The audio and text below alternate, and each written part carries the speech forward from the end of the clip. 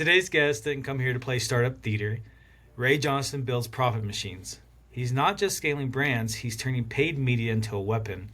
Co founder of DTC Dojo and partner at Right Hook Digital, Ray turns a crew that's made millions for ecom founders who are done pretending they got it all figured out. He's seen what works, what doesn't, and he's not afraid to say what most won't. So we're not here to talk about, hacks. We're going to actually kind of talk about scars, bets, and the quiet grind behind $1 million months. So excited, man. I love that you said Go ahead. scars because isn't that the reality of everything that we do? It's like a lot Oh of man, scars hidden under the layers, isn't it? dude, yeah, and you're someone I've been aware of because your ads have targeted me as an ecom Let's go. brand operator. I don't know. I mean, I've been doing Shopify since 2016, so I don't know when you started targeting, but I know Right Hook Digital has targeted me for years. And so you guys have always done a great job of like being top awareness of being an agency where when brands are kind of serious to get to that next level, they come and see you. So I'm gonna kind of ask the first question. I want to ask like, what's the real reason you do, but not the LinkedIn version. Like, I want to know kind of the real kind of why behind what you About do. why I do what I do. Yeah. All right, so there's a personal twisted reason, and then there's the less twisted reason. The personal twisted reason is I was going through college one time, I was getting an MBA, and I was reading about a psychologist, and it says that people are driven by three things: Hmm. power, money, and achievement. And the moment Hmm. that hit, like a light bulb went off in my head, and I was like, dude, you care about achievement so much. So, like, selfishly, I do what I do because I honestly love it's really twisted. I love scaling brands to big numbers because I feel like I've done something. I feel like I've accomplished something. I feel like I'm good. So it's like I kind of have a chip on my shoulder to where if a quarter has gone by or a couple quarters have gone by and I haven't had like a big scaling milestone, I'm like, okay, Ray, Yeah. something's wrong. Maybe you're not as good as you really are. So there's a twisted, weird reason inside of me. That's why. Right. But the other reason too is I'll never forget. I was working at the time for a 200 million a year e-commerce brand, and I Hmm. just did a really big successful campaign for them. They did several million dollars in profit over this campaign, and for them it was like, whatever. I asked for like a $2 an hour raise, and they said no, and I was like, well, this sucks. I'm out. What? And so I left, and I started doing freelance like Yeah. most people do before they get started doing what they do.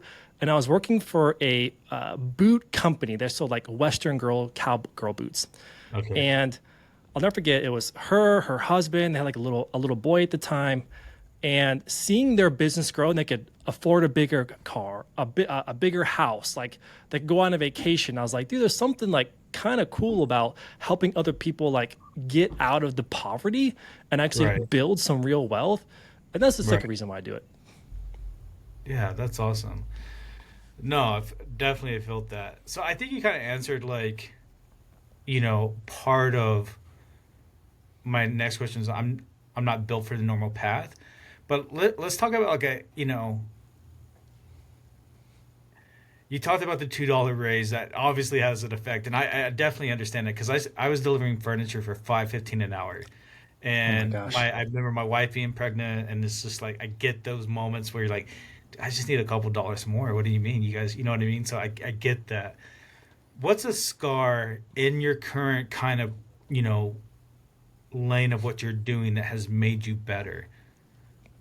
Yeah, there's several scars. I think they're all born from mistakes. Mm, The first one, I'll never forget this, is being afraid to do what you believe in your gut is the right thing. But for whatever mm, reason with that, you think someone's going to say no. You think it's like too out in left field, mm, or you feel like it's just too aggressive. And I'll never forget mm. this. It actually came from after I left that e-commerce brand I was working for in-house. I went and did freelance for another e-commerce brand. They were called Ray John. They were a marketplace. I could print anything you wanted on anything, like shirts, t-shirts, canvas, shoes, whatever. Yeah. And at the time, I was spending 200 grand a week selling t-shirts on meta ads. Right. And at the time, I knew in my guts like we need to pivot and we have to pivot hard because like things are really good, but they're not gonna be good forever. But I Right. was afraid to say that. And long story short, they started getting some ban hammers from Meta. And like as we all know, as thing goes, if you're relying on Meta, it's gonna screw you over. And it did. It Right. really screwed over that business. And another really good scar was honestly that same company. Things were going really well since I was so driven by achievement. One of the T-shirts that I was spending so much money on said, "Say perhaps to drugs." And as a faith-based man, as a Christian man, I knew I wasn't okay with that. But dude, like I was spending hundreds of thousands of dollars a week selling one of these T-shirts, and it always kept eating me up. And like ever since then, I was like, I will never again in my life advertise something that I think is morally wrong. And so those are two big scars I think really shaped the next 6 years. So is that kind of what led you to take kind of maybe your first big risk, or did you go and work for someone else again after that? So I freelanced for a while. Then I actually joined Agency Accelerator program, and that taught me. So funny, I was that e-commerce brand. I think we all make these dumb mistakes. I was charging on like $25 an hour, right? And they're like making millions off me. It was so stupid. And I met this guy named what was that? We've all been there. Oh, we all been looking back. I'm like, dude, you're such an idiot. But hey, they're lessons learned, right? And I met this guy named John Max, and we were talking, and I told him how much I was charging, and this haunts me still. I told him I was charging $25 an hour and how much they were making, and he laughed. I kid you not, for 20 seconds. Imagine being on the phone with someone for 20 seconds and they're laughing. And he told me, he's like, you're an idiot. Like, you should be charging a revenue share percentage of ad spend model. And it never dawned on me. And so for me, like, it completely changed my perspective that, oh my gosh, dude, like, that is such a hard lesson. Like, I would have been so much further ahead than I am now. Right. Yeah. So where were you at kind of at that journey kind of with your family at that time? So I had just been married. Okay. Me and my wife were working for the same company for the most part, and I knew I wanted more. She was okay with it, and thankfully, she had a full-time job, so it was very easy for me to take that ship and jump it off the side, right? It was very easy for me to make that change. And so she did that. She kind of supported us for a little bit until I got things running. But the really cool thing is, like, it didn't take long for me to replace the income I was already making. Right. But yeah, we didn't have kids like 7 years after we got married. Okay. And like in that moment, like, what did you have, like, the self-doubt, or did you just have enough what is the word, reps to just know, like, oh yes, I know what to do, I just need to do it? I think there's always self-doubt, human nature. That when I got that gig for that Ray John marketplace, this is a really important lesson in that part of that job was I had to be very good at working with product feeds.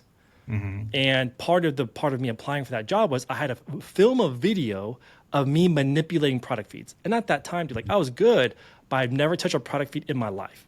And so before on that, I never forget, it was that Friday. They said, we like you. Over the weekend, record this video, send it to us so we know that you're legit. I was like, I don't know how to do this, but I believe I can figure it out over the weekend. So over the weekend, I probably spent 20 hours watching every YouTube video I can get my hands on how to create and manipulate product feeds. And I practiced and I rehearsed on video manipulating a product feed the way they wanted me to. And then I filmed the video and I sent it to them. So I think there is a certain element of, like, okay, internet, you can probably figure anything you want out. Right, true. Just jump in and you'll figure it out along the way. Right. Yeah. And so kind of what led you to, like, was it DTC, like, Dojo or Right Hook Digital? What was that kind of next step? So I became friends with my partners in that Agency Accelerator group. Okay. And at the time, I had a book of business in the U.S. They had a book of business in the U.S. and Australia, Asian Pacific. And they said, hey, why don't we merge? And so we merged. That was first. And we run that for 5 years, just doing strictly e-commerce. That's the only thing that we love. And they actually came from e-commerce as well. They had their own brands. I worked in-house for a brand. And then it wasn't until last year that we started the mentorship group, because we've had brands begging us for years, like, can you guys just teach us what you do? Or can we work with you guys and just kind of be over the shoulder with your team? Or can you give an offering to someone who can't afford to pay for an agency yet? And so for years, they've been asking us. So I said, like, you know what, I think this is the right time. Like, I kind of worked myself out of a job. I wasn't needed as much. And so it was the right time for me to go start it. That's awesome. And so you kind of just lead that yourself? Yeah, so they help. So, I mean, gosh, you were a guest speaker on it, but the mentorship, it's only DTC founders. Essentially, Mm-hmm. what we've done is we've packaged up everything that we know, give it to them. Then we have weekly group calls. We have monthly coaching calls where we give them homework. Go do these things over the next 30 days, Mm-hmm. only for founders. Yeah. Tell me a story from the DTC Dojo that kind of sticks with you. Just kind of validates everything that you're doing every day with that group. Great question. So, if you guys haven't been around me for very long, I love product drops. I think, gosh, like, look at your brand. Like, you guys are the Yeah. king of product drops. You know how important they are. So, Yeah. I'm So, like you, and I follow everything you guys do over at Fresh yeah. Chili. And Yeah. so, one of the things that I love so much was, as soon as we started the dojo, the first thing I started repping was, guys, you want to change your business, focus on getting attention and doing more drops. Like, that is Right. your secret to unlocking your business. And Right. there's a girl in our group, her name is Crystal. She has a tallow face cream brand, Mm-hmm. amazing product. Mm-hmm. But things had gotten kind of stale. And so Yeah. in our monthly coaching calls, like, Crystal, you need to start building up the reps of launching products, because she hadn't launched a new product in a long time. And one of the easiest things to do is to take your best selling product and then just iterate on it. So Right. if it was a cream, start doing different colors, different scents, different ways Right. of delivering that same cream. Right. Use it for different parts of the body, whatever. I'll Right. never forget. I gave them our product drop playbook. Mm. I worked with her one on one to launch it exactly the way that we needed to. And she did it and ended up being her highest sales day ever in 7 years of business. And it's Wow. completely changed her business. So now she's Yeah. doing, at a minimum, once a quarter, new drops following that playbook. And if you Yeah. got in a rhythm of launching it, dude, like, it's going to change your brand.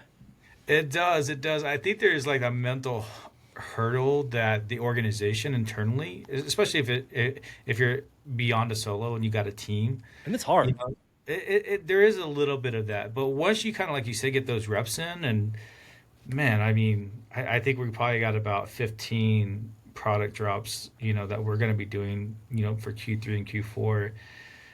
Another thing that we also lean into is like pre-orders. That's been like kind of keeping things small batch, keeping the quality high, telling that story that we're not this big national brand, even though we are becoming, a A big national brand. brand. Yeah, I've actually always wanted to ask you, because I've seen you guys just, Yeah. I mean, I know it's different when, like, you're in the day to day. Probably doesn't Yeah. feel all that together, but I've always wanted to ask you, like, where do you guys get the seeds for your products you want to drop? Because, like, 15 is a lot. It's a lot of organization, a lot of pre-planning Yeah. that already went into these flavors, these things. Yeah, I'll tell you the most beautiful story of it. And, I was sitting at a football game in Albuquerque, and one of our biggest competitors, they bought, a company, and they rolled it up into theirs, and they're out of Denver. And I'll just be honest, they're called 505, which is the number one for Hatch Green Chili, in Wow. Walmart and stuff. And we came out with a product called 575, which is the zip code for Hatch, New Mexico, actually. And so kind of a friendly rivalry there, but we were sitting at a football game, and, because everyone knows each other here in New Mexico.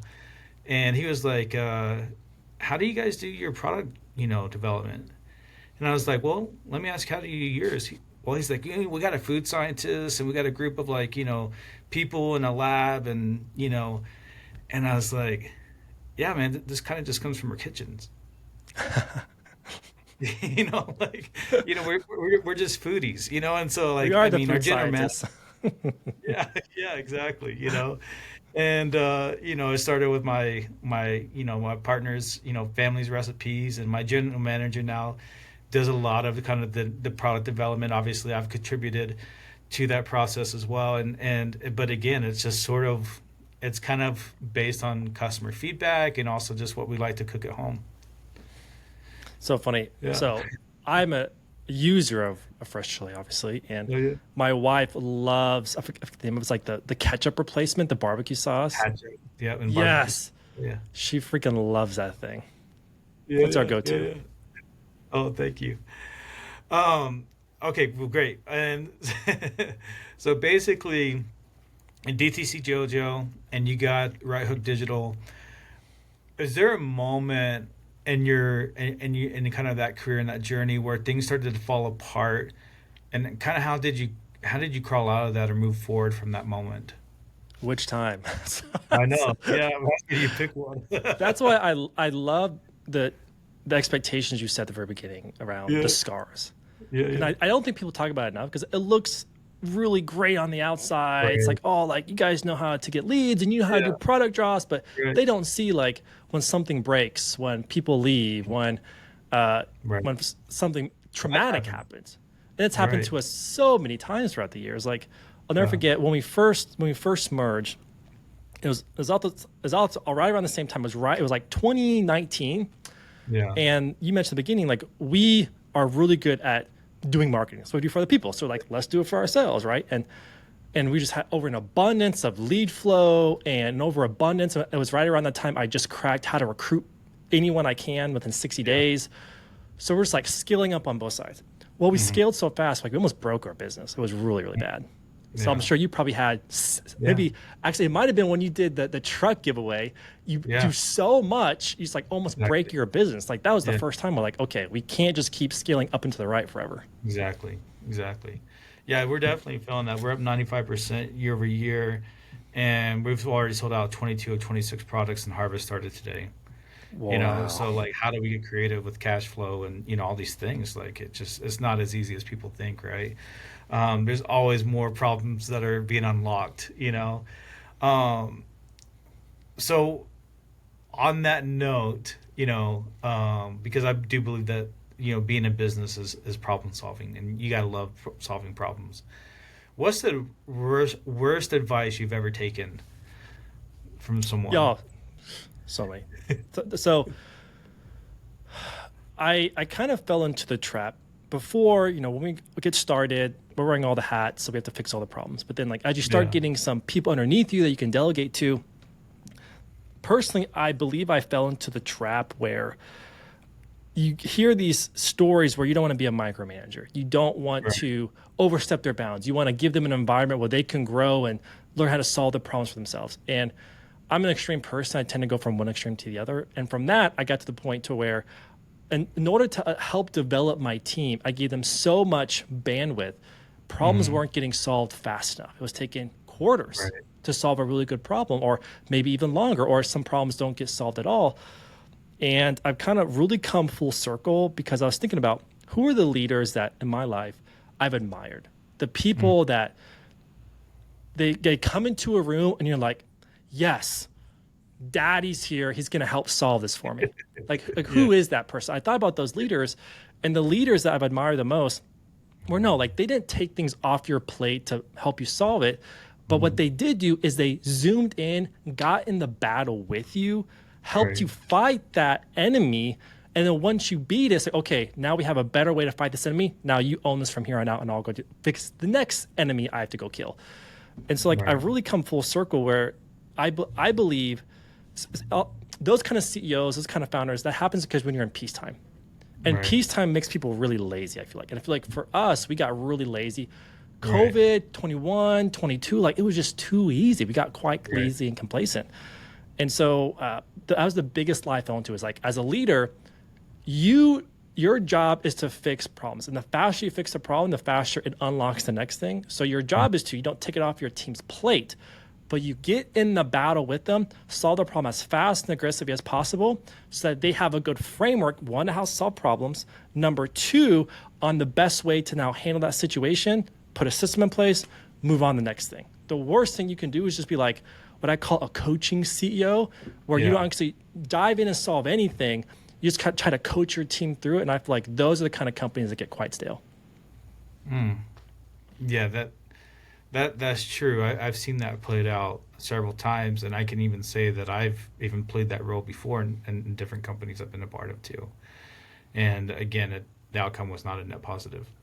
You know, you kind of have to get in there and get your hands dirty. So, what would you say is kind of like the most honest feedback that you've ever gotten? Oh, you're going to love this one. So when I was going through the agency accelerator, I had Yeah. a sales trainer named Stanway. I have so many of these, but Stanway, I was talking to him. I was like, "Oh, sales are really hard," and at the same time, there was also a guy in there who was a trainer on like how to run a company, how to market your company. And I was talking to them about like how I was struggling to like, grow this agency back before I merged with my current partners. And I think I was being a little complaining, to be honest, a little complaining. Mm. Yeah. And they looked at me and they say, Ray, success takes what it takes. Quit crying about it. Some people crack it in 2 months, some people crack it in 2 years. The only people who don't crack it are people who give up. So stop crying about it, get to work. And like for me, I've always thought about that because it's easy to compare ourselves to the next brand who's the unicorn that's grown to 50 million in so many years, like 3 years, right? It's easy to compare ourselves, but like our inputs and outputs are very different. We don't know the headaches that they're going through. And like it's the success takes what it takes. But if you quit, you will always win. So that's what my takeaway from it. That's cool. All right. Gotta switch gears here. What's something about the entrepreneurial journey that's really being glamorized right now? Especially, I can't, like the new WAP communities and kids, Oh my goodness. teenagers that are getting into like, e-commerce now. What do you think kind of feels fake to you, about this, journey we go through?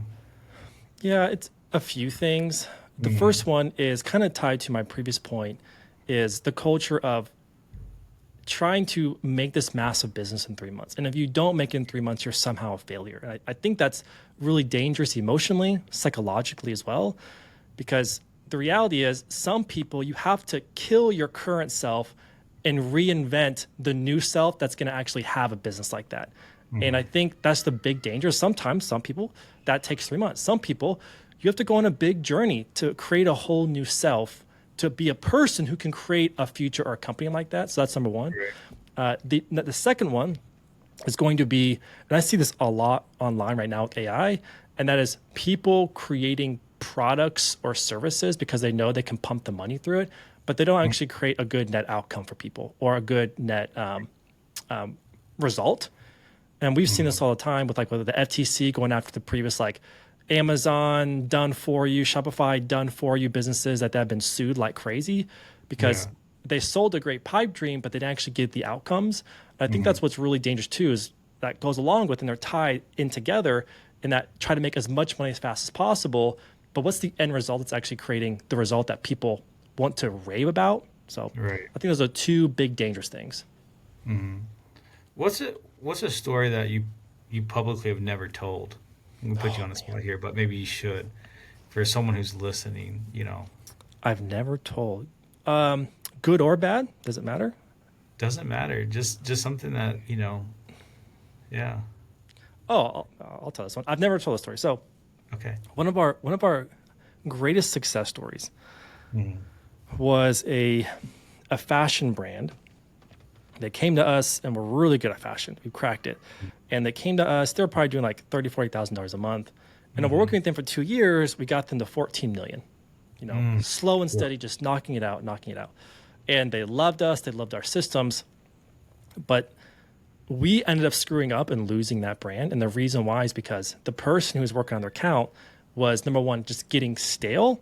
Number two, didn't know how to communicate.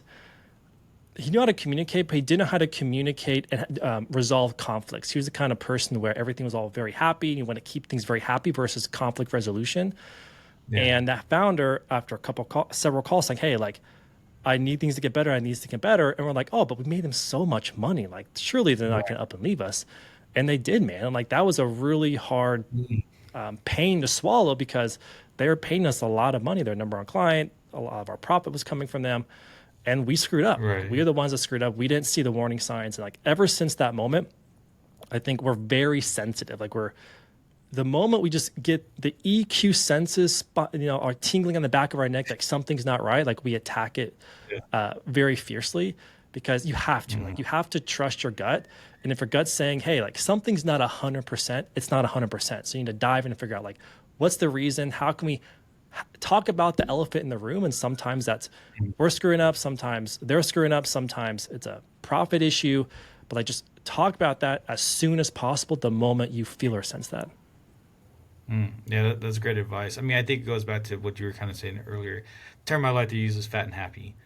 Everything's going well, people just get really comfortable, and yes, I feel that. It's definitely a fine line, but you got to have those checkpoints.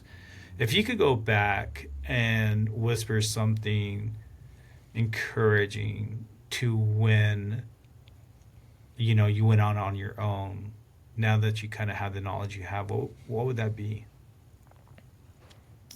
Yeah, I've thought about this a lot actually. It's you have what it takes. The imposter syndrome or the pains your feelings because you need to do two things. Number one, you either need to learn the right things or you need to talk to the right people. What I mean by that, there's only two shortcuts in life, in my opinion. It's the things you learn. You can tomorrow go learn a new strategy that makes you millions, right? Number one. Number two, it's being in the rooms with people who have already done what you're wanting to do or are doing it right now. They're the only two shortcuts I've ever known. And I think for me personally, if I would have known that before, because before I was like, in like a basement, in a room, like on a laptop, like, for months and years. Yeah. But if I would have known those two things, if someone had told me those two things, like the outcome would have been drastically different. Now, like that is the most important thing I could ever be doing with my time. Because dude, just like one gold nugget can be your unlock, can be your breakthrough. And I think I made very different decisions because I felt inadequate in some areas when really I just had to focus on those two things instead. I like that. If we were to take that second point, just to provide some action items for someone like, listening, like, okay, where do I find those people? What would you tell them? Oh, they're everywhere. If that's a secret school group of other people who are doing the same thing, if that is a mentorship group of online events. So I know you go to events, I go to events. It's even on X. Get around those other people because there's different levels to this. On X, school, there's a certain amount of separation. My favorite is in person. Like I'll never forget. So I used to be one of the first goers to the old Geek Out conferences that Shaq and James Van Nelson used to run. Yeah, I've been to a few of those. And I remember it was 2019. This really taught me this lesson. I was at one of the first Geek Outs ever. That back then, it was just a mansion that they rented out and like 20 affiliate guys and like 2 white hat e-commerce guys, right? And I fell in love with it because they're like plugging in their laptop, showing their Meta ad accounts, and you see everything. And like, that's when it dawned on me. I was like, oh my gosh, like I can do this too. Like they're smart, but I'm a smart guy too. And that's when it really clicked. And so there's different levels. Even if you can't get in person, you don't have the money to go to an event, cool.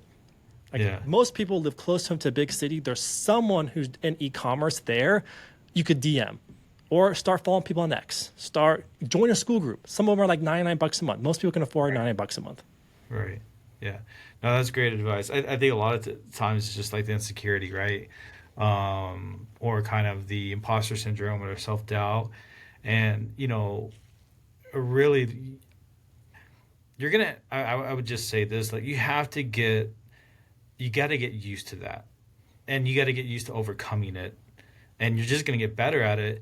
And you're just going to be able to grow in confidence when you kind of practice it over and over.